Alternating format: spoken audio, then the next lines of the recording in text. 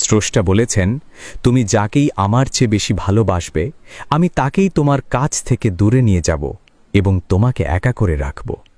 তিনি আরও বলেছেন, কখনো বলবে না আমি তাকে ছাড়া বাঁচব না, তবে আমি তাকে ছাড়াই তোমাকে বাঁচাব এবং পেছনের অনুগত সব আবেগ কেড়ে নিয়ে তোমাকে দিব্যি সামনে নিয়ে যাব।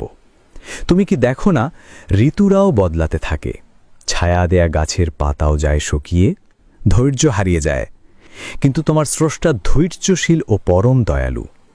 সেই ঝরে যাওয়া পাতার ডাল থেকেই আবার সবুজ পাতা গজায়। তুমি কি দেখো না তোমার স্রষ্টার এই নিদর্শন?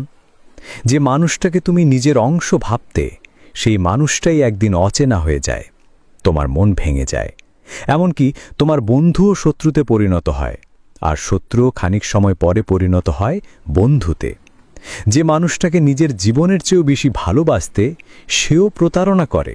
তবে তুমি কেন স্রষ্টাবিমুখ হয়ে মানুষকে ভরসা করো?